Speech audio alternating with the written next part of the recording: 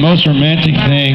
Are you that romantic? I try to do stuff like that for my wife as much as possible because we're always traveling so much. So whenever we're home, I always try to have at least 1 or 2 date nights during the week.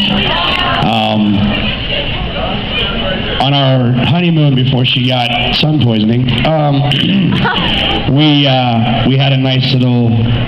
We had like this little deck that you could jump into the ocean, this little bungalow, and I had her favorite meal, her favorite type of drink, and her favorite flower, and all of it ready to go, sitting on the actual little balcony thing at sunset, and it was just really cool, you know? I mean, she's an awesome chick. I love her, so. Just try to do something as much as I can, you know. Making Ava. There you go. That was pretty romantic.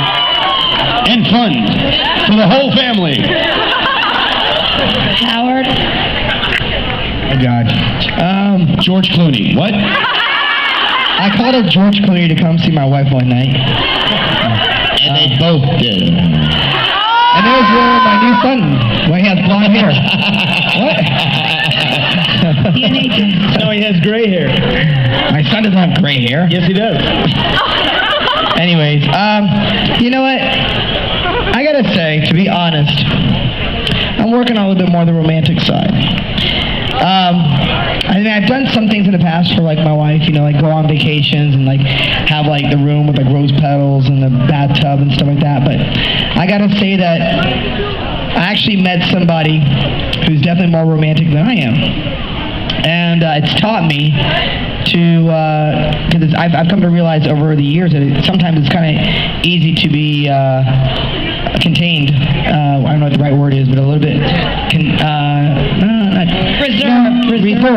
reserved. You know, we're really blessed in what we do here. That a lot of things are catered to us, whether it's anything from our clothes sometimes, or whatever you want, you know, in the room.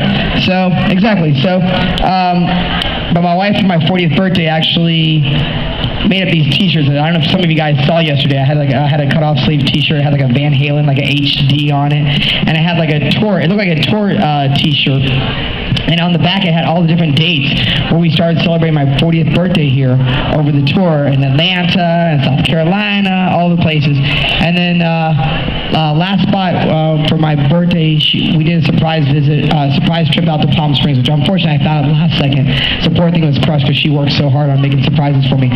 But when I got there, little by little, friends that I didn't expect that were going to be there showed up. She'd worked like 2.5 months on making this really special for me. And actually, the last dinner that we all had together, I had about 40 friends that showed up from all around the world. And they actually all had these rock T-shirts, like I was just talking about, the HD Van Halen kind of shirts, with all the dates that we celebrated on my birthday in the back. And when I got there, they were all wearing these T-shirts, and they had like an unbelievable catered dinner with candlelight. I'm waving that tea around, dude. It was a white table, and it was really cool. So now I have to like really think of something because she's turning 40 as well this year. So we talked about going to Greece as the last spot. So I'm going to have to start doing some research on what's romantic over in Greece to do now.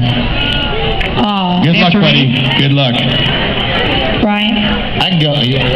Yeah, just actually, it's interesting. I'm the least romantic out of the entire group. Trust me on that. But I just... More than me. Yeah. I just actually learned that right now. I didn't know. I figured you'd be the whole sweet D thing, you know. It's a different time of the night. I thought there was a reason for it. But anyways, right off in the Caribbean, down in Key West, when I got engaged to Lauren, I had my boat, which was, I hadn't driven it in years. It's like this 25-foot Proline, and and when I finally came down there was water in the engine. There was parts that needed to be replaced. I had this whole thing where I was like, okay, I'm going to take her out on this island, small little island, and just kind of like make it our own little island. And but then like a rainstorm came in, and then that pushed us back.